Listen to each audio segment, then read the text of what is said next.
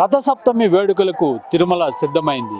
ఆలయ మాడవీధుల్లో విస్తృతమైన ఏర్పాట్లు చేసింది టీటీడీ. మనం చూడొచ్చు, మాడవీధుల్లో ఉన్నాము. ఇక్కడ మాడవీధుల్లో వాహన సేవలు వీక్షించేందుకు వేచి ఉండే భక్తులకు ఎటువంటి ఇబ్బందులు లేకుండా టీటీడీ ముందస్తుగానే జాగ్రత్తలు తీసుకుంది. ఇక్కడ ఎండకు కానీ వర్షానికి కానీ భక్తులకు ఇబ్బందులు కలగకుండా ఎక్కడైతే పందిళ్ళు వేయడం జరిగింది. ఈ ప్రాంతం మొత్తం కూడా మాడవీధులంతా కూడా పందిళ్ళు వేయడం జరిగింది. అంటే ఈ పందిళ్ళ ద్వారా భక్తులకు నేరుగా ఎండబడకుండా కానీ ఇటు వర్షం వచ్చినా కూడా ఇబ్బంది లేకుండా టీటీడీ ముందస్తుగా జాగ్రత్తలు తీసుకుంది. మాడవీధుల్లో దాదాపుగా 2.5 లక్షల మంది భక్తులు వేచి ఉంటారని టీటీడీ అంచనా వేస్తుంది. ఇందుకు గాను టీటీడీ ముందస్తుగానే ఏర్పాట్లు చేపట్టింది. మనం చూడొచ్చు, మాడవీధులంతా కూడా ఇటు గ్యాలరీల మీదుగా పందిళ్ళు వేయడం జరిగింది. అంటే ఇవి చలువు పందిళ్ళు లాంటివి, ఇవన్నీ కూడా వేసి భక్తులకు ఎటువంటి ఇబ్బందులు లేకుండా చేయడం జరిగింది. అదేవిధంగా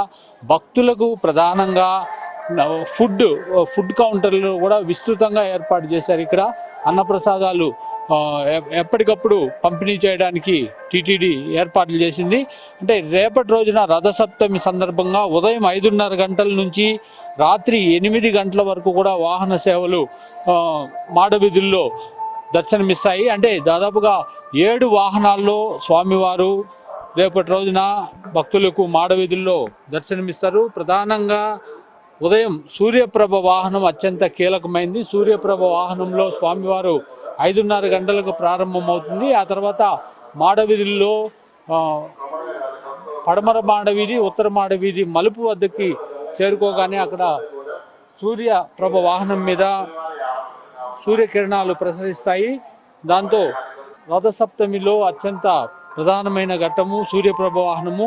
దాంట్లో భక్తులందరూ కూడా పెద్ద ఎత్తున స్వామివారిని దర్శించుకోవడం జరుగుతుంది. ఆ తర్వాత వరుసగా మొత్తం 7 వాహనాల్లో రేపటి రోజున స్వామివారి భక్తులకు దర్శనమిస్తారు. మొత్తం మీద రథసప్తమి వేడుకలకు తిరుమల సిద్ధమైంది.